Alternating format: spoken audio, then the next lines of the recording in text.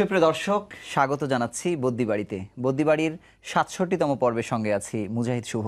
আজ আমরা কথা বলবো অ্যান্টিবায়োটিকের অকার্যকারিতা নিয়ে। এই বিষয়ে কথা বলতে আমাদের স্টুডিওতে উপস্থিত হয়েছেন দুজন বিশেষজ্ঞ চিকিৎসক। চলুন শুরুতেই অতিথিদের সাথে আপনাদের পরিচয় করিয়ে দিই। আমার প্রথমেই অর্থাৎ ডানে আছেন বঙ্গবন্ধু শেখ মুজিব মেডিকেল বিশ্ববিদ্যালয়ের ফার্মাকোলজি বিভাগের অধ্যাপক ডক্টর সায়েদুর রহমান, এবং এরপরে আছেন জনস্বাস্থ্য বিশেষজ্ঞ ডক্টর লেলিন চৌধুরী। আপনাদের দুজনকেই বদ্যিবাড়িতে আসবার জন্য আন্তরিকভাবে অভিনন্দন জানাচ্ছি। আর দর্শক, আপনারা আমাদের এই অনুষ্ঠান সরাসরি দেখছেন www.facebook.com/সময়নিউজ.tv-তে। এখানে ফেসবুক কমেন্টের মাধ্যমে অনুষ্ঠান সম্পর্কে মতামত দিতে পারেন। পাশাপাশি চিকিৎসকদের সাথে সরাসরি কথা বলতে ফোন দিতে পারেন 02-৯৬৭০০৬১ নম্বরে। আমন্ত্রিত অতিথিরা আপনাদের গুরুত্বপূর্ণ প্রশ্নের উত্তর দেবার চেষ্টা করবেন। দর্শক, আর দেরি নয়, চলে যাচ্ছি মূল আলোচনায়। আমি প্রথমেই ডক্টর সায়েদুর রহমানকে আপনার কাছে প্রথমেই জানতে চাই যে আসলে অ্যান্টিবায়োটিকের অকার্যকারিতা নিয়ে বা এই বিষয়ে কিছুদিন হলো অনেক কথা হচ্ছে, যদিও অনেক আগের সমস্যা, পুরনো সমস্যা এটি। আসলে অ্যান্টিবায়োটিক রেজিস্ট্যান্স বা ওষুধ প্রতিরোধী, মানে যেভাবে আমরা বলি, এটা আসলে আমরা কি বুঝি? অ্যান্টিবায়োটিক রেজিস্ট্যান্স আসলে কথাটা বলতে গেলে আমাদের এটা প্রথমে একটু স্পষ্ট হওয়া দরকার। যে ব্যাপার সেটা হচ্ছে যে এটা হচ্ছে একটা জীবাণুর একটা বিশেষ ধরনের সক্ষমতা। দীর্ঘদিন যাবৎ অ্যান্টিবায়োটিক ব্যবহারের কারণে আবিষ্কারের পর গত 70 বছর সময়ে চিকিৎসকরা বিভিন্ন ব্যবহার করেছেন, এবং ওই ব্যবহারের কারণে জীবাণুগুলোর মধ্যে এই অ্যান্টিবায়োটিকগুলো সম্পর্কে এক ধরনের পরিচিতি হয়েছে তাদের, এবং তাদের সেই স্মৃতি তৈরি হয়েছে, এবং সেই স্মৃতির ভিত্তিতে তারা আসলে সেটার বিরুদ্ধে বাঁচার একটা সামর্থ্য অর্জন করেছে। যখন এই সামর্থ্যবান ব্যাকটেরিয়ার সংখ্যা ধীরে ধীরে বাড়তে আরম্ভ করলো, তখন যে তাদেরকে আমরা রিকগনাইজ করতে পারলাম যে ওরা রেজিস্ট্যান্ট হয়ে গেছে। তখন আমরা একটা শব্দ দিলাম যে ওরা আসলে ওষুধটা কাজ করছে না। মানে আমাদের দিক থেকে দেখলে আমরা দেখি ওষুধ কাজ করছে না, আর ভেতর থেকে দেখলে আমরা বুঝতে পারি যে ব্যাকটেরিয়ার মধ্যে একটা বিশেষ ধরনের সামর্থ্য গড়ে উঠতেছে, সে এই ওষুধগুলোর বিরুদ্ধে বেঁচে থাকার সামর্থ্য অর্জন করছে। অতএব এই ধরনের ব্যাকটেরিয়ার সংখ্যা যখন অনেক বেড়ে যায়, তখন আমরা বলতে আরম্ভ করি যে অ্যান্টিবায়োটিক রেজিস্ট্যান্স ডেভেলপ করে গেছে। কিন্তু স্যার, এই সংখ্যাটা অথবা অ্যান্টিবায়োটিক রেজিস্ট্যান্স হওয়ার ঘটনাগুলো অনেক বেশি ঘটছে কিনা আগের চেয়ে দেশে? অবশ্যই ঘটছে অনেক বেশি। একেবারেই প্রথম দিনই আলেকজান্ডার ফ্লেমিং, উনি নোবেল প্রাইজ পাওয়ার পরে বের হয়ে বক্তৃতার সময় কিন্তু বলে ফেলছিলেন কথাটা, যে আমি আজকে যে ওষুধটার জন্য আমরা সম্মানিত হচ্ছি, পৃথিবীর মানুষ এই ওষুধটা যথেচ্ছ ব্যবহার করে একসময় এটার কার্যকারিতা নষ্ট করে ফেলবে। কিন্তু গত 70 বছর ওনার এই সতর্কবাণীর প্রতি আমরা চিকিৎসক অথবা সারা বিশ্বের মানুষ, এবং চিকিৎসক ছাড়া এখন আসলে পৃথিবীতে মানুষ ছাড়াও অন্যান্য ক্ষেত্রে, যেমন পশুপালনে, মুরগি পালনে, কৃষিকাজে, মৎস্য চাষে বিভিন্ন জায়গায় ব্যবহার করা হচ্ছে। সো মানুষ এই যে যথেচ্ছ অ্যান্টিবায়োটিক ব্যবহারের মধ্য দিয়ে আসলে ধারাবাহিকভাবেই, প্রথম দিকে অ্যান্টিবায়োটিকের অল্প কিছু ব্যাকটেরিয়া এগেনস্ট রেজিস্ট্যান্স ছিল, ধীরে ধীরে অনেক ব্যাকটেরিয়া এবং অনেক ড্রাগের বিরুদ্ধে। এখন তো প্রায় বিশ্বের অবস্থা ভয়াবহ। অনেক দেশে বা বিশেষ করে বাংলাদেশের মতো জায়গায় কিছু কিছু ব্যাকটেরিয়ার, মানে যে সকল অ্যান্টিবায়োটিক দিয়ে আজ থেকে 5 বছর আগেও সেগুলোকে চিকিৎসা করা ছিল, তার অর্ধেক ক্ষেত্রে সেগুলো রেজিস্ট্যান্ট হয়ে গেছে। তো আর বেশি দিন বাকি নেই যখন এগুলো সবগুলো রেজিস্ট্যান্ট হয়ে যাবে। অথবা এটা খুবই দ্রুত গতিতে রেজিস্ট্যান্টটা বাড়ছে। ধন্যবাদ। আমি ডক্টর লেলিন চৌধুরীর কাছে জানতে চাইবো যে আসলে অ্যান্টিবায়োটিক রেজিস্ট্যান্সটা আসলে কেন হয়, যদি আমরা সহজভাবে জানতে চাই। একটি ওষুধ যেটি ব্যাকটেরিয়া অথবা রোগ তৈরিকারী জীবাণুকে মেরে ফেলার জন্য তৈরি হয়েছিল, তাকেই তো আমরা অ্যান্টিবায়োটিক বলি। বিষয়টা দ্বারা এই ওষুধটি যখন ওই জীবাণুর উপরে কাজ করে, তখন জীবাণুটির বেঁচে থাকার ক্ষমতা নষ্ট হয়ে যায়। জীবাণুটি চেষ্টা করে তার ভেতরে কিছু পরিবর্তন এনে ওষুধটিকে থামিয়ে দেয়, মানে ওষুধটি যেন তার উপর কাজ না করে। এই কাজ না করাটাই হচ্ছে মানে অ্যান্টিবায়োটিক রেজিস্ট্যান্স। তো দুটো ব্যাপার আছে। একটি হচ্ছে জীবাণুর ভেতরে যে প্রতিরোধ ক্ষমতাটা আছে, বারবার অ্যান্টিবায়োটিকের বিরুদ্ধে লড়াই করার মধ্য দিয়ে সে এক ধরনের ক্ষমতা অর্জন করে। আরেকটা হলো অ্যান্টিবায়োটিক যখন যে পরিমাণে দেওয়ার কথা তার চেয়ে কম পরিমাণে দেওয়া হয়, সময়ে কম অথবা ডোজে কম, তখন হয় কি জীবাণুটির ভেতরে অ্যান্টিবায়োটিককে হারিয়ে দেওয়ার ক্ষমতাটা অর্জন হয়। এভাবেই কিন্তু অ্যান্টিবায়োটিক মূলত ওষুধ প্রতিরোধী বা অ্যান্টিবায়োটিক রেজিস্ট্যান্ট হয়ে যায়। এটি হচ্ছে অ্যান্টিবায়োটিক রেজিস্ট্যান্সের সাধারণ কথা। মৌলিক কথার আর একটু ভিন্ন। এটি কেন হয়? এটি হওয়ার কারণ হচ্ছে অনেকগুলি কারণ। একটি হচ্ছে যে পরিমাণ অ্যান্টিবায়োটিক দেওয়ার কথা যত মিলিগ্রাম, সেটি না দিয়ে কম ডোজে দেয়া, ইংরেজিতে বলি সাবডোজ। অথবা হতে পারে যতদিন দেয়া দরকার সেটি না দিয়ে কম পরিমাণে খাওয়া, অথবা একদম কম পরিমাণে, একটা দুটো ডায়রিয়া হলো, জ্বর হলো, দোকানে গিয়ে দুটো সিপ্রোফ্লক্সিন একটা নাপা ট্যাবলেট কিনে রোগী খেয়ে ফেললো। এই জাতীয় স্ক্যাটার, বিচ্ছিন্ন ব্যবহার, এগুলোর মধ্য দিয়েই কিন্তু একটি ব্যাকটেরিয়া বা জীবাণু ওষুধ প্রতিরোধী হয়ে ওঠে। এর বাইরে আরেকটা ব্যাপার আছে, এসবের ছাড়াও একই ওষুধ একই জীবাণুর বিরুদ্ধে ক্রমাগত দীর্ঘদিন ব্যবহার করলে সেখানেও কিন্তু প্রতিরোধী হওয়ার মতো ঘটনা ঘটে। মূলত এইসবের মধ্য দিয়েই একটি জীবাণু বা ব্যাকটেরিয়া অথবা ভাইরাস এরা অ্যান্টিবায়োটিক প্রতিরোধী হয়ে ওঠে। ধন্যবাদ। আমি একটু যদি আসি যে এই যে রেজিস্ট্যান্স হয়ে গেছে যার, তার বিপদটা আসলে কি, আমরা যদি একটু ভয়াবহতা সম্পর্কে একটু জানি স্যার। আমরা ভয়াবহতাটা বুঝতে হলে প্রথমে বোঝা দরকার যেটা আসলে ধরে নিই আমরা পৃথিবীতে যে কতগুলো ব্যাকটেরিয়াকে চিহ্নিত করা হয়েছে যেগুলো খুবই জীবনের জন্য, মানুষের জীবনের জন্য হুমকি। সেই ধরনের ব্যাকটেরিয়া যখন নাকি অ্যান্টিবায়োটিক রেজিস্ট্যান্ট হয়ে ওঠে তখন ঝুঁকিটা অনেক বেশি। এবং আমরা এই বেশি ঝুঁকিগুলো দেখতে পাই হচ্ছে বিশেষ কতগুলো মানুষের মধ্যে।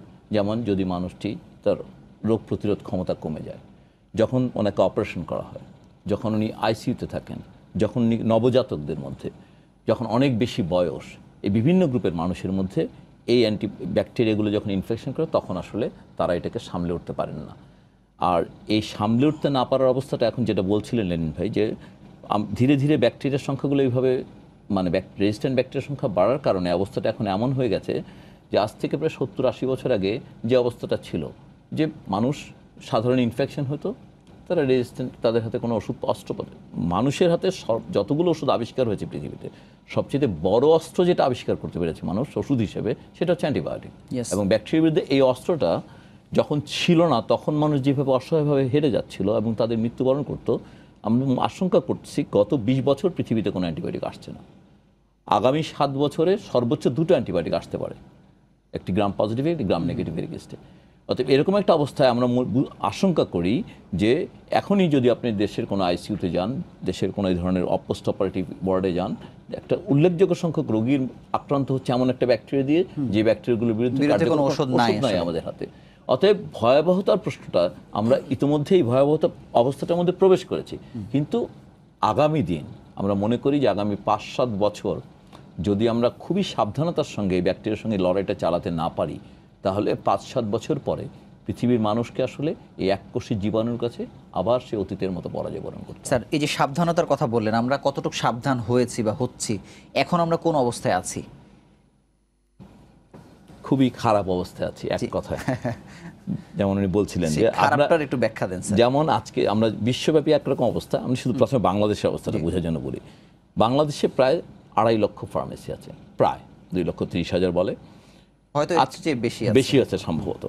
তো এই 2.5 লক্ষ ফার্মেসির মধ্যে আমাদের দেশের ফার্মেসিগুলোতে হাতে গোনা কিছু ফার্মেসি ছাড়া, যেগুলোকে মডেল ফার্মেসি বলা হচ্ছে, সেগুলো ছাড়া কয়েকশো, এর বাইরে বাকি কোনো ফার্মেসিতে কোনো প্রশিক্ষিত ফার্মাসিস্ট নেই। 2.5 লক্ষের মধ্যে 100 হয়তো হয়েছে, সেগুলো নিয়েও প্রশ্ন আছে। এখন সেরকম একটা অবস্থাতে এই যে আমি আপনার সঙ্গে কথা বলছি, এই আমরা আজকে যখন এই অনুষ্ঠান শেষ করব, এই 40 মিনিট সময়ে এই 2.5 লক্ষ ফার্মেসিতে অন্ততপক্ষে একজন মানুষকে একটা অ্যান্টিবায়োটিক দেওয়া হয়ে যাবে। প্রতি ঘন্টায় যদি একটি দোকান থেকে একজন মানুষকে অ্যান্টিবায়োটিক দেওয়া হয়, দিনে যদি 12 ঘন্টা এটা খোলা থাকে, প্রায় 25 লক্ষ মানুষকে প্রতিদিন অ্যান্টিবায়োটিক দেওয়া হচ্ছে, যার একটা অল্প অংশ সত্যিকারের প্রয়োজন। কারণ ওই দোকানে বসা মানুষটি, কোন মানুষটির অ্যান্টিবায়োটিক প্রয়োজন এই ব্যাপারটি বিচার বিবেচনার জন্য যে জ্ঞান দরকার সেটা তো নেই। অতএব এরকম একটা দেশে সে একজন চাল ডাল ব্যবসায়ীর মতো একজন ব্যবসায়ী, একটা দোকান খুলে বসেছে এবং এটা লাভজনক বলে সে এই ব্যবসা করছে। অতএব এরকম একটা অবস্থা। এবং উনি 2-3টা, যেটা লেনিন ভাই বলছেন 2-3টা অ্যান্টিবায়োটিক, এটা উনি 2টা বিক্রি করে দিচ্ছেন, 3টা বিক্রি করে দিচ্ছেন। অথচ দেখেন এই দেশে আপনি ভিটামিন কিনতে যান, একটা কাচের বোতলে একসঙ্গে 30টা বা 45টা ভিটামিন, যেটা খুবই প্রয়োজন নেই। পৃথিবীতে এখন বলা হয় যথেষ্ট হয়েছে ভিটামিন, আর আলোচনা না। এরকম একটা ওষুধ বাংলাদেশে এখনো বোতল করে 30 থেকে 40টা বিক্রি করা হয় একসঙ্গে। অথচ অ্যান্টিবায়োটিক এটা কেটে 2টো, একটা অ্যান্টিবায়োটিক 3টা অ্যান্টিবায়োটিক দিয়ে দিচ্ছে। তাতে ভয়াবহতার যদি কথা বলেন বা অবস্থা খারাপ হওয়ার কথা বলেন, বাংলাদেশ একেবারেই খারাপ অবস্থায় আছে। এই 2.5 লক্ষ দোকান, প্রায় 4 লক্ষ কোয়াক, এবং এমনকি আমরা চিকিৎসকদের মধ্যেও যেহেতু যথেষ্ট ল্যাবরেটরি ফ্যাসিলিটিস নাই, আমরা যথেষ্ট বাংলাদেশের 64 জেলার মধ্যে মাত্র 7-8টা জেলাতে আসলে ল্যাবরেটরিতে কালচার করে বোঝার উপায় আছে যে কোন ব্যাকটেরিয়াটা কোথায় সেন্সিটিভ। অতএব এই দেশের হাসপাতাল এবং ডাক্তারদের মধ্যে সাধারণ প্রবণতা হচ্ছে এটা একটা ধারণা ভিত্তিক প্রেসক্রিপশন লেখা, কারণ যেহেতু ল্যাবরেটরি সাপোর্ট নেই, এভিডেন্স নাই যথেষ্ট হাতে, সেই কারণে মানে আমার ইচ্ছা মতো আমি একটা মানে অ্যান্টিবায়োটিক দিলাম। আমার ইচ্ছা না হলেও ধরলাম আমরা একটা শিক্ষা দীক্ষা যেটা আমাদের এমবিবিএস এ পড়ানো হয়েছে সেই শিক্ষার উপর ভিত্তি করে, কিন্তু এই যে নতুন প্রবণতাটা, এই প্রবণতা সম্পর্কে কোনো জ্ঞান না থাকার কারণে, কারণ এটা তো সম্ভব না, আপনার ল্যাবরেটরি না থাকলে আপনি জানতে পারছেন না। নোয়াখালীতে প্র্যাকটিস করছেন, নোয়াখালীর ব্যাকটেরিয়াগুলোর চেহারা কি সেটা যদি আপনি নোয়াখালী ল্যাবরেটরি না থাকে সেটা তো অন্য ধারণার উপায় নেই। উনি পাশ করেছেন সিলেট মেডিকেল কলেজ থেকে 18 বছর আগে, অথবা রংপুর মেডিকেল কলেজ থেকে 22 বছর আগে, তখন ব্যাকটেরিয়া এবং অ্যান্টিবায়োটিক সম্পর্কিত যে ধারণা সেটা তো ওনার আজকের Change হয়ে গেছে। অনেক পরিবর্তিত, সেটা জানার তো কোনো পদ্ধতি নাই। অতএব সেই 2.5 লক্ষ দোকানদার, 4 লক্ষ কোয়াক, প্রশিক্ষিত চিকিৎসক, এমনকি বিশেষজ্ঞদেরকেও আসলে এই দেশে ভয়াবহ একটা অবস্থা। স্যার আপনার কাছে আসবো, স্যারের কাছে জানতে চাইবো আপনি কিছু যোগ দিতে চান? হ্যাঁ, আমি মনে একটু হয়। যোগ স্যার করতে বলেন। চাচ্ছিলাম, সেটা হলো বিপদের ধরনটা কেমন। জি। আমি একটি হাসপাতালে কাজ করি, হাসপাতালের আইসিইউতে একজন পেশেন্ট ভর্তি। দেখা গেল তার বেশ 2-3টে ইনফেকশন রয়েছে বুকে, প্রস্রাবের রাস্তায়, রক্তে ইত্যাদি। কালচার অ্যান্ড সেন্সিটিভিটি, যে টেস্টের মাধ্যমে আমরা বুঝতে পারি কোন অ্যান্টিবায়োটিকটি কার্যকর এবং কোনটি অকার্যকর তার শরীরে তার স্পেসিফিক শরীরে। ওই ব্যক্তির সহ। দেখা গেল আমরা কালচার অ্যান্ড সেন্সিটিভিটি টেস্টটি করার মধ্যে দেখলাম প্রায় 15টি অ্যান্টিবায়োটিকের টেস্ট করা হয়েছে। এর মধ্যে একটি অথবা দুটি বাদে সব অ্যান্টিবায়োটিকগুলো অকার্যকর, মানে তার শরীরে কার্যকর না। এবং কোনো ক্ষেত্রে দেখা যাচ্ছে একটি মাত্র অ্যান্টিবায়োটিক কাজ, অর্থাৎ ওই অ্যান্টিবায়োটিকটি যদি ওই সময় পাওয়া না যায়, অথবা যদি এই অ্যান্টিবায়োটিকটি অকার্যকর হয়ে পড়ে তার শরীরে, তার জীবাণুর বিরুদ্ধে, তাহলে কিন্তু তাকে বিনা চিকিৎসায় মারা যেতে হবে। এবং এরকম ক্ষেত্রে ঘটছে এমডিআর টিবির ক্ষেত্রে, মাল্টিড্রাগ রেজিস্ট্যান্স টিউবারকুলোসিস, যেটা বহু ওষুধ প্রতিরোধী টিবি। সেখানে আমরা দেখছি একটি মানুষ টিবির ওষুধ খাওয়ার পরেও সে কিন্তু মরে যাচ্ছে। এবং আমাদের দেশের শুধু নিজে মরছে না, অনেকের মারার কারণও হচ্ছে। আমরা দেখছি এই বিপদটি ক্রমশ বাড়ছে। এটি বাড়ার কারণগুলো ডক্টর সাইদুল যথার্থই বলেছেন। কয়েকটা জায়গা আছে। একটি হচ্ছে অশিক্ষিত অর্ধশিক্ষিত মানুষেরা ওষুধ বিক্রি করছে, অ্যান্টিবায়োটিক বিক্রি করছে। দ্বিতীয়ত হচ্ছে আমাদের দেশের মানুষ যেভাবেই হোক না কেন, সাংস্কৃতিকগতভাবে হোক, শিক্ষার কারণে হোক, তারা দোকানে গিয়ে নিজে অ্যান্টিবায়োটিক কিনে খাচ্ছে। 3 নাম্বার হচ্ছে অ্যান্টিবায়োটিক অনেকে বাসায় রাখছে পর্যন্ত। 3 নাম্বার হচ্ছে ডাক্তার যে সময়ের জন্য যে ডোজে অ্যান্টিবায়োটিক দিচ্ছে সেটি না খেয়ে নিজের ইচ্ছে মতো বাড়াচ্ছে, কমাচ্ছে। 4 নাম্বার হচ্ছে আমাদের ডাক্তারেরাও দ্রুত রোগ সারানোর জন্য, ভালো ডাক্তার হিসেবে পরিচিত হওয়ার জন্য, এবং কখনো কখনো রোগীর চাপের কাছে নতি স্বীকার করে তারাও অনাবশ্যক অ্যান্টিবায়োটিক দিচ্ছেন।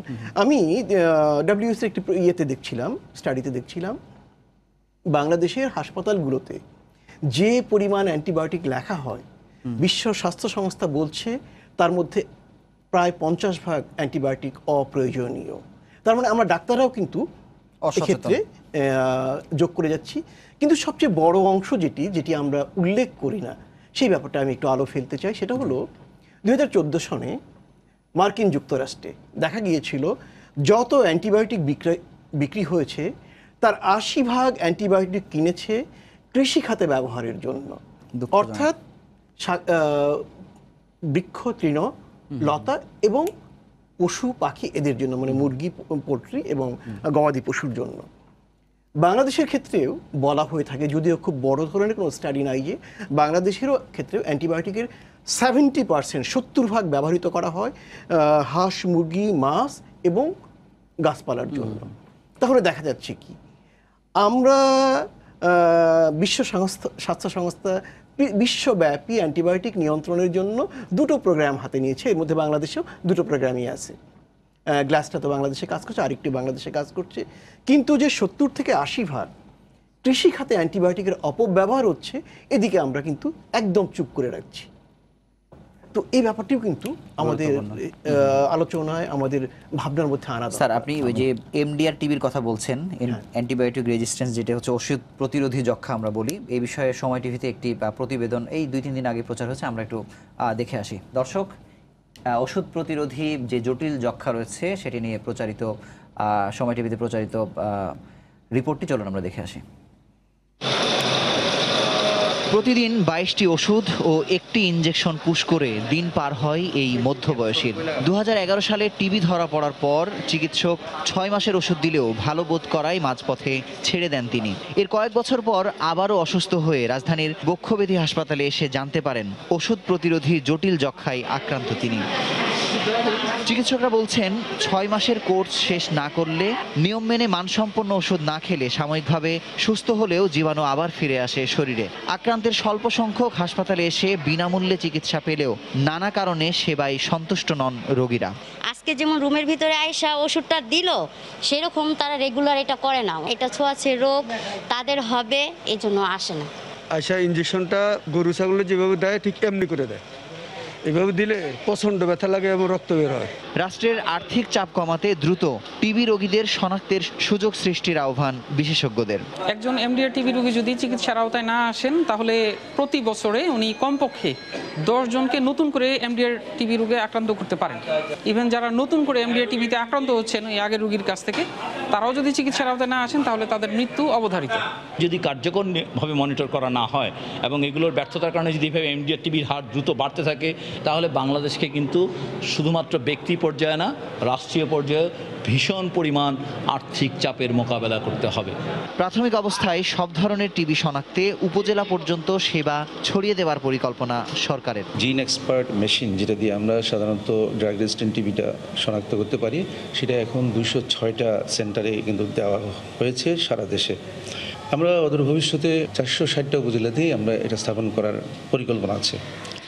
2017 সালের সবশেষ তথ্য অনুযায়ী দেশে এমডিআর টিবি রোগীর সংখ্যা প্রায় 10,000, যার মধ্যে মাত্র 920 জনকে চিকিৎসার আওতায় আনা সম্ভব হয়েছে। বিশেষজ্ঞরা বলছেন, শনাক্তের বাইরে থাকা রোগীদের দ্রুত চিকিৎসার আওতায় আনা না গেলে তারা বহুগুণে চারপাশের মানুষকে মৃত্যু ঝুঁকিতে ফেলবেন। মুজাহিদ শুভ, সময় সংবাদ, ঢাকা। দর্শক, প্রতিবেদনটি দেখলেন। আমরা রিপোর্টের সূত্র ধরে একটি বিষয় জানবো, যে মানসম্পন্ন ওষুধের কথা যে বলা হচ্ছে, সাধারণ যে অ্যান্টিবায়োটিকগুলো আমরা খাচ্ছি সেখানেও যদি ওষুধটি যদি অ্যান্টিবায়োটিক যদি মানসম্পন্ন না হয়, সেক্ষেত্রে কোনো ঝুঁকি আছে কিনা? ওষুধের ব্যাপারে ওষুধ শুধুমাত্র তখনই ওষুধ যদি এটার মান ঠিক থাকে। মান ঠিক না থাকলে এটা বিষ, এক কথায় আর কি। জি, সবসময় তাকে মান ঠিক থাকতে হবে। এখন এই গুরুত্বটা অন্যান্য ওষুধের তুলনায় অ্যান্টিবায়োটিকের ক্ষেত্রে অনেক বেশি। অন্য একটি ওষুধের মান যদি কম্প্রোমাইজ কোয়ালিটি হয়, সেটার জন্য একজন ব্যক্তি শুধু সাফার করবেন। ধরে নিয়ে একটা ব্লাড প্রেশার ওষুধ কাজ করে না, খুবই দুর্ভাগ্য হলে ওনার ব্লাড প্রেশার নিয়ন্ত্রিত হবে না, অথবা ডায়াবেটিস অথবা অ্যাজমা, উনি কষ্ট পাবেন অথবা কোনো ক্ষতি হয়ে যাবে।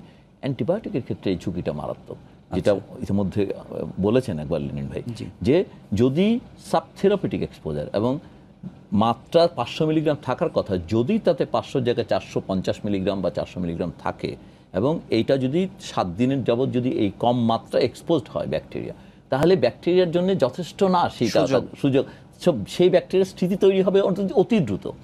সে যদি নিয়ম মেনে ওষুধ খায়, নিয়ম মেনে খেলেও শুধুমাত্র তারপরে মান কম্প্রোমাইজ হয়ে গেলে পরে বড় ধরনের ঝুঁকি তৈরি হবে। অতএব মানহীন বা নিম্নমানের অ্যান্টিবায়োটিক রেজিস্ট্যান্স তৈরি হওয়ার ক্ষেত্রে এটি একটি one of the major contributor অবশ্যই।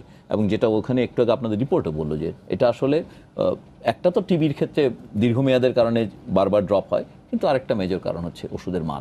এটা অবশ্যই একটা প্রশ্ন। স্যার, আপনি যে এই পশু পাখির ব্যাপারে যেটা বলছিলেন, মানে আমরা যদি সহজভাবে জানতে চাই যে আমরা এমনি যে অ্যান্টিবায়োটিকের যে ক্ষতিগ্রস্ত হচ্ছি, এটা ছাড়াও অন্য মাধ্যমে, খাবারের মাধ্যমে কি পরিমাণ অ্যান্টিবায়োটিক আমাদের ভেতরে প্রবেশ করছে? দেখুন, সিপ্রোফ্লক্সাসিন অথবা টেট্রাসাইক্লিন একটি অ্যান্টিবায়োটিক।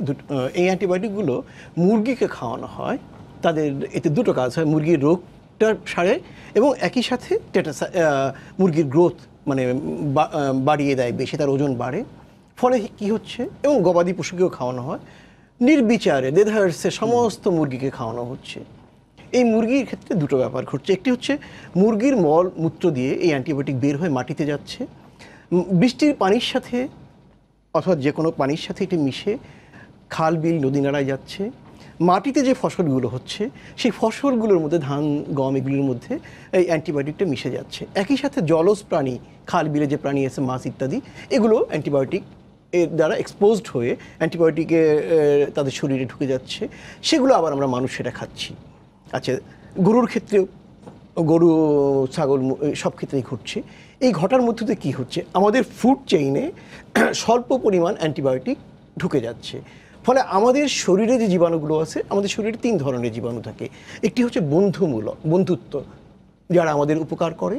একটি হলো শত্রু, যারা আমাদের রোগ তৈরি করে। একটা হচ্ছে সুবিধাবাদী, যখন আমার শরীর ভালো তখন সে কিছু করবে না, একটু অসুখ হলেই সে আমাকে আক্রমণ করবে।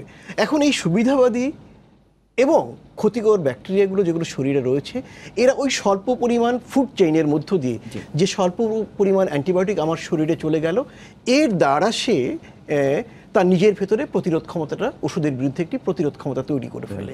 এর ফলে যেটি হচ্ছে, আমরা স্বল্প মাত্রার অ্যান্টিবায়োটিক অথবা কম ডোজে অ্যান্টিবায়োটিক কম দিন খেয়ে যে ক্ষতি করছি, তার চেয়ে বেশি ক্ষতি কিন্তু আমাদের ফুড চেইনের মধ্য দিয়ে যে অ্যান্টিবায়োটিকগুলো আমাদের সরাসরি শরীরে আসছে, শস্যের মাধ্যমে আসছে, মাছের মাধ্যমে আসছে, সমস্ত জলজ এবং ভূমিজ উপাদানের মধ্য দিয়ে আসছে, এটি কিন্তু আমাদের। স্যার এখানে আমি জানতে চাই, এটা তো আমাদের ভয়াবহ দিক, কিন্তু খাবার গ্রহণের ক্ষেত্রে অনেকে যেমন বলে যে মুরগির গোশত খেলাম কিন্তু হাড়টা যদি আমরা না চিবাই অ্যান্টিবায়োটিকটা আসবে না, এই ধরনের ভুল প্রচলিত, এটা আসলে কি মানে এটি মোটেই বিজ্ঞানসম্মত না। কারণ অ্যান্টিবায়োটিক হাড়ে কতটা আছে, মাংসে কতটা আছে, এগুলো বাংলাদেশে কোনো পরীক্ষা টরীক্ষা হয় না, একদম আমি নিশ্চয়তা দেব। তারপরেও খাবার ক্ষেত্রে সতর্কতা কি? আচ্ছা, সতর্কতা হচ্ছে কি, আমরা কথাটাকে এখন ভিন্নভাবে বলছি। আমরা বলছি মানুষের স্বাস্থ্য, প্রাণীর স্বাস্থ্য এবং উদ্ভিদের স্বাস্থ্য একই সূত্রে গাঁথা। ফলে মানুষকে সুস্থ রাখতে হলে তিনটির স্বাস্থ্যকে একত্রে দেখতে হবে। এটাকে আমরা বলি ওয়ান হেলথ অ্যাপ্রোচ। এবং একটি জাতীয়ভাবে একটি নীতি প্রণয়ন করে তাকে কার্যকর করা দরকার এই ওয়ান হেলথ অ্যাপ্রোচকে ভিত্তি করে। যেমন দেখা গেল মিনিস্ট্রি অফ হেলথ, স্বাস্থ্য মন্ত্রণালয়, তারা অ্যান্টিবায়োটিকের জন্য এক ধরনের উদ্যোগ নিচ্ছে, চমৎকার। এতে 20 থেকে 30% অ্যান্টিবায়োটিককে আমরা নিয়ন্ত্রণ করতে পারলাম। কিন্তু কৃষি খাতে মানে গবাদি পশু, মুরগি এবং অন্য কিছুর সাথে যে অ্যান্টিবায়োটিক, ওই জায়গায় যদি আমরা নিয়ন্ত্রণ করতে না পারি তাহলে কি হবে? বজ্র আটুনি, ফসকা গেরো। এখন আমাদের যে কাজটি করতে হবে, যারা ভেটেরিনারি মানে মুরগি এবং পশুর ক্ষেত্রে যে অ্যান্টিবায়োটিক দেওয়া হয়, তাদেরকেও প্রশিক্ষিত চিকিৎসক ব্যতীত এটি করা যাবে না। এবং এই অ্যান্টিবায়োটিকটা যখন ব্যবহার করা হবে, সেটিও তার ডোজে, মাত্রায় এবং দিনেও যেন সমান পরিমাণ থাকে। অর্থাৎ তিনটি বিষয়কে সমানভাবে একসাথে দেখতে হবে। স্যার আমি অবশ্যই স্যার অ্যাড করতে চাই এই জায়গাটাতে। উনি যে জায়গাটা এমফেসাইজ করেছেন, এটা খুবই রাইটলি করা হচ্ছে যে হ্যাঁ, বিশ্বব্যাপী আসলে মানুষের বাইরে অন্যান্য খাতে অ্যান্টিবায়োটিকের ব্যবহার নিয়ে উদ্বেগ আছে। বাংলাদেশ এটা মূল ব্যাপারটা হচ্ছে প্রোটিন। মানুষকে বেঁচে থাকার জন্য তার প্রোটিন দরকার। প্রোটিনের জন্য তারা যে প্রাণীগুলোর নির্ভরশীল, সেগুলোকে যখন বাণিজ্যিকভাবে তৈরি করা হয়, সেটা মুরগি হোক, সেটা মাছ হোক কিংবা গরু হোক, বাণিজ্যিক উৎপাদনের ক্ষেত্রে তখন সেখানে অ্যান্টিবায়োটিকের ব্যবহারটা বেড়ে যায়। প্রশ্নটা হচ্ছে যে মানুষকে এখন পছন্দ করতে হবে যে তিনি তার প্রোটিনটার জন্যে কতখানি ঝুঁকি নেবেন ওনার ব্যাকটেরিয়ার সঙ্গে লড়াইয়ের অস্ত্র ব্যবহার করার ক্ষেত্রে। ওনাকে কিন্তু এই জায়গাটাতে আমাদের দেশে নীতি যেটা উনি বলেছেন, ওয়ান হেলথ বাংলাদেশে আসলে বাংলাদেশে এই বিষয়ে একটা নীতিমালা আছে, অ্যান্টিবায়োটিক রেজিস্ট্যান্স কন্টেনমেন্ট, মানে কীভাবে অ্যান্টিবায়োটিক রেজিস্ট্যান্স সংবরণ করা হবে, নিয়ন্ত্রণ করা হবে, জাতীয় একটা কৌশল আছে। কৌশলপত্রটা ওয়ান হেলথ, যেটা বলেছেন ডক্টর লেনিন, অ্যাবসলিউটলি এটা ওয়ান হেলথ অ্যাপ্রোচের কথা বলা হচ্ছে। এবং সেখানে মানুষ এবং অন্যান্য প্রাণীর সকল ক্ষেত্রে অ্যান্টিবায়োটিকে বাংলাদেশে 24টা অ্যান্টিবায়োটিক আছে, যেগুলো মানুষ এবং পশু দুই ক্ষেত্রে ওভারল্যাপিং আছে। এখন সব মিলে 101টা মানুষ ব্যবহার করে, তার মধ্যে 24টা হচ্ছে ওভারল্যাপ করা আছে। সেগুলোকে আলাদাভাবে গবেষণা করে দেখা হচ্ছে যে এই 24টার ব্যবহার, এবং এর মধ্যে থেকে 3টা অ্যান্টিবায়োটিককে তুলে নেওয়ার পরিকল্পনা চলছে, যে ওগুলো পশু সম্পদ থেকে ওগুলো তুলে ফেলা হবে। অর্থাৎ বাংলাদেশ অ্যান্টিবায়োটিক রেজিস্ট্যান্স কন্টেনমেন্টের ক্ষেত্রে যেটা বলছি, যে বিশ্বব্যাপী যে সকল কর্মপদ্ধতি আলোচনা করা হচ্ছে, বাংলাদেশ সেই ব্যাপারে আপনি নিশ্চিত থাকতে পারেন যে বাংলাদেশ আগামী 2-3 বছরের মধ্যে এই রেজিস্ট্যান্স কন্টেনমেন্টের ক্ষেত্রে, এই অ্যাপ্রোচগুলোর ক্ষেত্রে তারা লিড করবে বাংলাদেশ। এমনকি যেটা আপনি বলছিলেন যে ভেটেরিনারি চিকিৎসক, বাংলাদেশ পৃথিবীতে একমাত্র দেশ যেখানে এক রুমে বসে মানুষের চিকিৎসক এবং ভেটেরিনারি চিকিৎসকরা একসাথে অ্যান্টিবায়োটিক গাইডলাইন নিয়ে আলোচনা করে। এটাকে বলে বাংলাদেশ AMR রেসপন্স অ্যালায়েন্স। এটা পৃথিবীতে একটা ইউনিক অ্যাপ্রোচ, যে এখানে সকল প্রাণীকে একসাথে ভাবা হয় এবং ব্যাকটেরিয়াটাকে টার্গেট করে মানুষের ক্ষেত্রে কী হবে, কুকুরের ক্ষেত্রে কী হবে, মুরগির ক্ষেত্রে কী হবে, এক রুমে আলোচনা হয়। সো আমরা আশা করি যে বাংলাদেশ আসলে এই অ্যান্টিবায়োটিক রেজিস্ট্যান্সকে সংবরণ বা নিয়ন্ত্রণের লক্ষ্যে যে একমুখী যে ইয়েটা, সেটার ক্ষেত্রে বাংলাদেশ আগামীতে আরও অনেক সাফল্যের দেখাবো। ঝামেলাটা কিন্তু অন্য জায়গায়। একজন চিকিৎসক আমাদের সাথে যুক্ত হতে চান, আপনার নাম এবং স্থান বলে প্রশ্ন করুন। দর্শক, আপনার নাম এবং স্থান বলে প্রশ্ন করুন। আসসালামু আলাইকুম, আমি ডাক্তার নাজুল বলছিলাম। জি বলুন।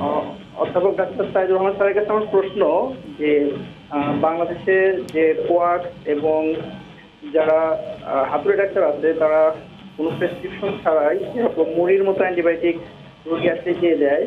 তো এইটা প্রতিরোধে বাংলাদেশ সরকারের পক্ষ থেকে কোনো আইন প্রণয়ন করা যায় কিনা, যেহেতু সাইদুর রহমান স্যার এখন বিএসএফ এর ফার্মাকোলজি ডিপার্টমেন্টের হেড আছেন, বা এই ব্যাপারে কি ভূমিকা রাখা যেতে পারে?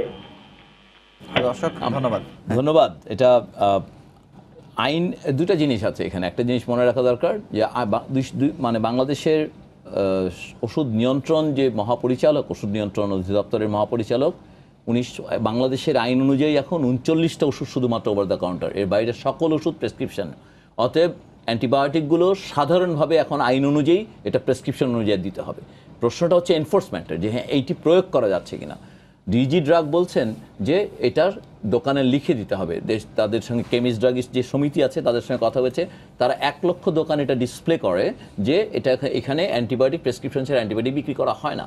কিন্তু বাংলাদেশের রিয়ালিটি হচ্ছে, এটা আমরা সবাই জানি যে এটা এনফোর্স হচ্ছে না, এবং দোকানদাররাও এই সামনে লাগানো এই সাইনবোর্ড রেখেই তারা ওষুধটা বিক্রি করছে। অতএব আইনের অভাব নেই বাংলাদেশে এই বিষয়টা। অন্তত আইনের প্রয়োগের সমস্যা, এবং প্রয়োগের ক্ষেত্রে আসলে 2.5 লক্ষ ফার্মেসিতে আসলে কোনোভাবেই এটা কোনো দেশের রেগুলেটরি আসলে প্রয়োগ করতে পারবে না। সেই জন্য আমরা জোর দিচ্ছি মানুষের সচেতনতার উপর, যেন দোকান খুলে বসে থাকুক মানুষ, যেন সেখান থেকে অ্যান্টিবায়োটিক না কেনে। সেক্ষেত্রে পদ্ধতিটা কেমন হতে পারে? এক্সাম্পল অথবা আমি যেমন খুব সোজা করে একটা কথা বলি, আজকাল আমরা প্রায় বলতে যাচ্ছি এই কথাটা, যে অ্যান্টিবায়োটিকের রংটা আলাদা করে দেন আপনারা। লাল রংটা একেবারেই আলাদা করেন সকল অ্যান্টিবায়োটিকের প্যাকেজিং এর জন্য, এবং অন্যান্য ওষুধ থেকে লাল রংটা সরিয়ে ফেলেন। এর ফলে মানুষ খুবই সহজে অ্যান্টিবায়োটিক চিনতে পারবে, দোকানদারও সহজে চিনতে পারবে। এবং লাল কালারটা যেহেতু লাল রংটা মানুষের জন্য এটাই, এবং আপনি খুবই সহজে অল্প কিছুক্ষণের মধ্যেই দেশের সকল মিডিয়া যদি শুধুমাত্র 1 সপ্তাহ ক্যাম্পেইন করে যে লাল রঙের প্যাকেটে অ্যান্টিবায়োটিক, সেটা চিকিৎসকের পরামর্শ ছাড়া খাবেন না।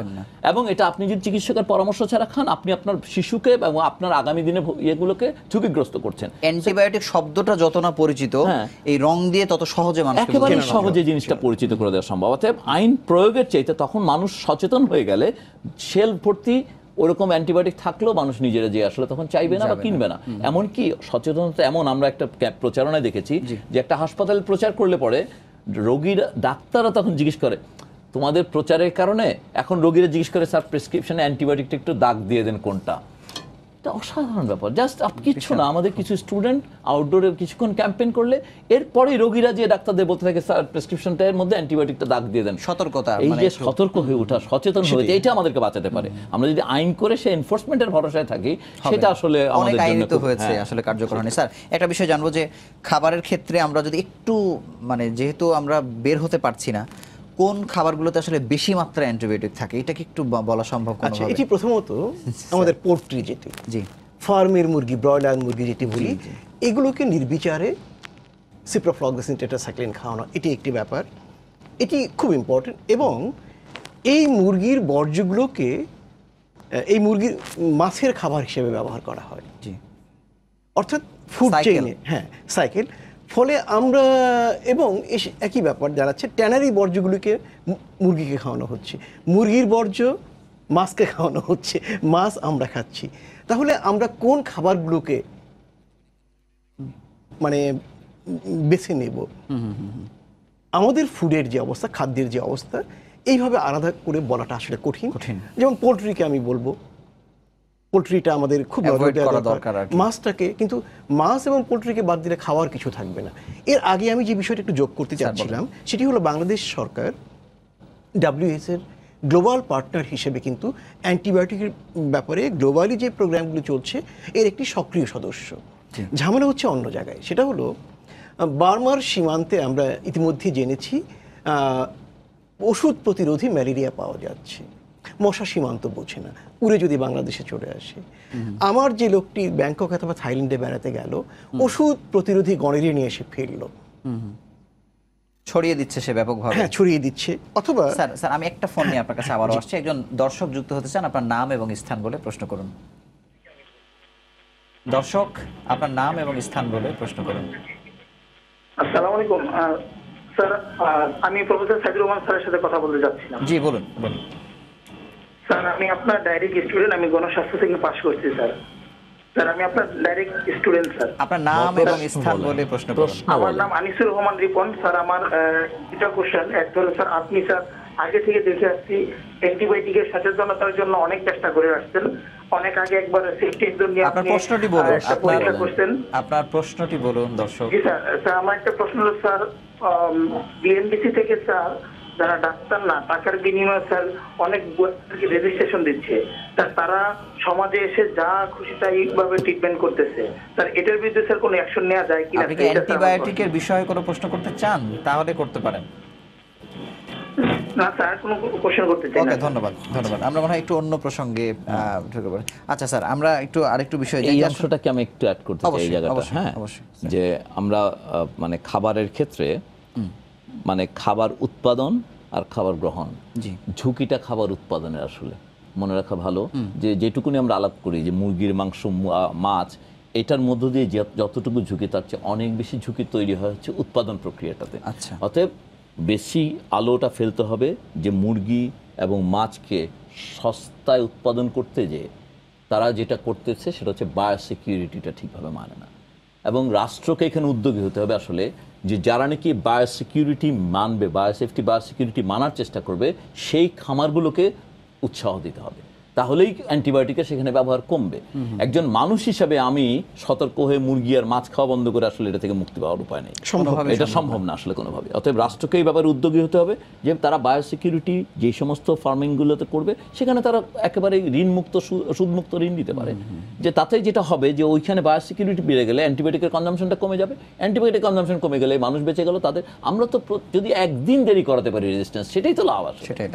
স্যার আপনার কাছে জানবো যে আমরা জানি যে বয়স্ক মানুষ, মধ্যবয়সী, তারা অ্যান্টিবায়োটিক রেজিস্ট্যান্স হচ্ছে।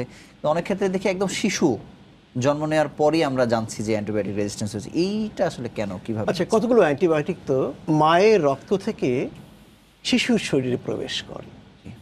কতগুলো অ্যান্টিবায়োটিক ওষুধ বুকের দুধ দিয়ে শিশুর শরীরে প্রবেশ করে। কতগুলো অ্যান্টিবায়োটিক জীবাণু রয়েছে চারপাশ থেকে এটি শিশুর শরীরে প্রবেশ করে শ্বাসনালী দিয়ে বাতাসের সাথে। যে জীবাণুটি প্রবেশ করছে সেটি যদি আগের থেকেই অ্যান্টিবায়োটিক রেজিস্ট্যান্ট হয়ে থাকে, তাহলে শিশুর শরীরে ওই অ্যান্টিবায়োটিক যে অসুখটি তৈরি করবে সেটি তো অ্যান্টিবায়োটিক রেজিস্ট্যান্ট হবে।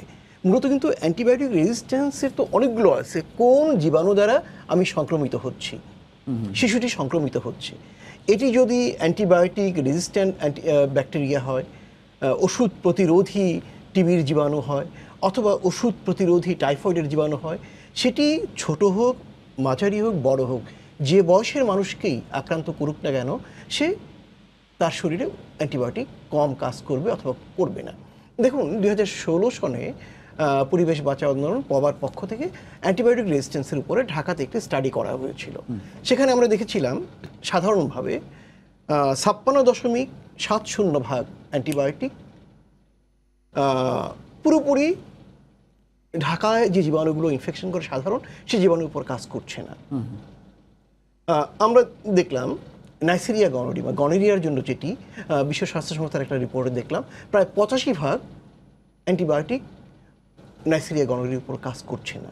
তো এভাবে কিন্তু আমরা একটি ওষুধ প্রতিরোধী অ্যান্টিবায়োটিক একজনকে রোগ তৈরি করলো, তার থেকে আরেকজনের রোগ তৈরি করলো, এভাবে কিন্তু একটি চেইনের মতো ছড়িয়ে পড়ছে। ফলে কিন্তু এটি শিশু না মাঝবয়সী না শেষ বয়সী, এটা কিন্তু আর বিষয় হয়ে দাঁড়ায়। ধন্যবাদ। আমি স্যারের কাছে একটু জানবো যে অনেকে আমরা শুনছি যে সুস্থ মানুষ, খুব একটা সমস্যা নেই, কিন্তু আইসিইউতে গেল, অপারেশন থিয়েটারে গেল, ওখানে গিয়েও রেজিস্ট্যান্স ডেভেলপ করছে। এটা আসলে কিভাবে হচ্ছে? এই জায়গাটা আমি প্রথমে একটা বারবার ক্লিয়ার করছি, এই কথাটা একটু বলার ক্ষেত্রে বারবার ভুল হয়ে যায় আমাদের। একটা হচ্ছে যে আমরা বলে ফেলি যে কোলিস্টেন রেজিস্ট্যান্ট, মানে অ্যাজ ইফ ওষুধটা রেজিস্ট্যান্ট হয়ে গেছে অথবা মানুষটা রেজিস্ট্যান্ট হচ্ছে। এই ব্যাপারটা আমি বারবার স্পষ্ট করতে চাই যে ওই মানুষটা আইসিইউতে গিয়ে রেজিস্ট্যান্ট হন নাই, আচ্ছা, বা এই ড্রাগটা রেজিস্ট্যান্ট হয় নাই। এটা আসলে ওই মানুষ আইসিইউতে অথবা আমি এখন কথা বলতে বলতে আক্রান্ত হতে পারি এমন একটা ব্যাকটেরিয়া দিয়ে, যেই ব্যাকটেরিয়াটা রেজিস্ট্যান্ট হয়ে গেছিল দীর্ঘদিন আগে থেকে। আচ্ছা, আইসিইউতে যেটা অতিরিক্ত বাড়তি, ওখানে কেন ঝুঁকি? ওখানে যেই রোগীরা যাচ্ছেন তাদের অর্গান ফাংশন কম্প্রোমাইজড, তাদের ইমিউনিটি কম্প্রোমাইজড, এবং তারা দীর্ঘমেয়াদের চিকিৎসা নেওয়ার পরে উনি সাধারণভাবে বড় হাসপাতালগুলোতে অন্যান্য হাসপাতাল থেকে ঘুরতে ঘুরতে আসে এবং সেখানে তাদের রেজিস্ট্যান্ট ব্যাকটেরিয়া দিয়ে ইনফেক্টেড হওয়ার সম্ভাবনাটা বেশি। ওই মানুষটার কোনো রকম অপরাধ নাই, আইসিইউরও কোনো আলাদা অপরাধ না। আচ্ছা, ব্যাপারটা ঘটছে এরকম যে ওইখানে এই ধরনের জীবাণু, যে হ্যাঁ, রেজিস্ট্যান্স ব্যাকটেরিয়াগুলো সেখানে বেশি আক্রমণ করছে। এবং আসলে আরেকটা কারণ হচ্ছে রেজিস্ট্যান্ট ব্যাকটেরিয়ার আক্রমণের কারণেই ওনাকে আইসিইউতে নিতে হচ্ছে, সেটাও বুঝতে হবে যে ওনাকে আসলে ট্রিট করতে পারা যাচ্ছে না। দিনে দিনে ওনার রেজিস্ট্যান্ট ব্যাকটেরিয়ার আক্রমণের কারণে ওনাকে অন্যান্য সাধারণ অ্যান্টিবায়োটিক দিয়ে চিকিৎসা করা যায়নি, উনি জটিল হওয়ার কারণে ধীরে ধীরে উনি মাল্টি অর্গান ফেলিয়ার নিয়ে আইসিইউতে ভর্তি হচ্ছেন। অতএব আইসিইউতে আমরা দেখি গড়ে প্রায় 20 ভাগ রোগী এখন আমাদের আইসিইউতে দেখা যায় যে 20 ভাগ রোগীর প্রায় সব অ্যান্টিবায়োটিক এক্সেপ্ট কোলিস্টিন রেজিস্ট্যান্ট হয়ে গেছে, কোনো কোনো ক্ষেত্রে কোলিস্টিনের বিরুদ্ধে। সো এই যে ব্যাকটেরিয়াগুলোর যে ভয়াবহ চরিত্র, এটা আসলে আমাদেরকে বুঝতে পারা লাগবে। এটাকে আলাদাভাবে ব্যাকটেরিয়ার চরিত্রে পরিবর্তন হিসেবে মাথায় রাখতে হবে। ওষুধের নামের সঙ্গে আর মানুষের নামের সঙ্গে এটা সম্পর্ক না নাই ভালো। আমাদেরকে ফোকাসটা রাখতে হবে যে পুরো ব্যাপারটা ঘটছে হচ্ছে ব্যাকটেরিয়াল ওয়ার্ল্ডে সকল চেঞ্জ, এবং তারা দিনে দিনে ভিরুলেন্ট হয়ে যাচ্ছে, তারা আমাদেরকে যখন তখন আক্রমণ করছে। আক্রমণের সম্ভাবনাটা যেটা বলছেন যে বেশি হচ্ছে বেশি বয়সী লোক, অমুক তমুক তাদের ক্ষেত্রে, আর এটা স্প্রেডটা খুবই ভয়াবহ। স্যার আমরা তো এতক্ষণ আসলে হতাশার কথাই বলছি, হতাশার বিষয় নিয়ে আমরা আলোচনায় বসেছি। আমরা যদি একটু সহজ করে যদি একটু দর্শকদের নিয়মটা বলে দিই যে আসলে অ্যান্টিবায়োটিকটা আসলে খাবার নিয়মটা কি, আমার মনে হয় যে একটু মানুষ। প্রথমত, জি, কোনো মানুষ যিনি মানুষের চিকিৎসার জন্য লাইসেন্স প্রাপ্ত না, তার অধিকার নাই কাউকে অ্যান্টিবায়োটিক দেওয়ার, এবং সেটি দিলে শাস্তিযোগ্য অপরাধ। এই ক্ষেত্রে আইনের কঠোর প্রয়োগ হওয়া উচিত। জি, কোনো ওষুধের দোকানদার কোনো মানুষকে ওষুধ কিনতে গেলে সে প্রেসক্রিপশন ব্যতীত ওষুধ বিক্রি করবে না। কোনো রোগীকে যখন চিকিৎসক অ্যান্টিবায়োটিক লিখবেন, সে যতদিন এবং যে পরিমাণে দেওয়া হবে সেই পরিমাণে তিনি খাবেন, নিজে ইচ্ছে মতো কমাবেন অথবা বাড়াবেন না। চিকিৎসকের ক্ষেত্রেও একটি ব্যাপার যে অ্যান্টিবায়োটিক দেওয়ার সময় নিশ্চিত হতে হবে যে তাকে অ্যান্টিবায়োটিক দেওয়া উচিত, এবং রোগীকে ভালো মতো বুঝিয়ে দেওয়া অ্যান্টিবায়োটিকের কোর্স কমপ্লিট করতে হবে। যারা ওষুধ পরীক্ষা করে দিতে পারলে ভালো। হ্যাঁ, যারা ওষুধ তৈরি করে সেক্ষেত্রে একটি কঠোর মান নিয়ন্ত্রণের ব্যবস্থা করতে হবে, যে অ্যান্টিবায়োটিকে 500 মিলিগ্রাম ওষুধ থাকার কথা 500ই থাকতে হবে, সেখানে 450 অথবা 400 মিলিগ্রাম থাকা চলবে না। এবং একই সাথে প্রাণী এবং হাঁস মুরগি খাদ্যে অ্যান্টিবায়োটিক দেওয়ার ক্ষেত্রে জাতীয় যে নীতিমালা রয়েছে সেটি মেনে চলতে হবে। এটি মেনে না চললে কিন্তু আমাদের পুরো বিষয়টাই আমরা সাবধানতা অবলম্বন করতে পারবো না।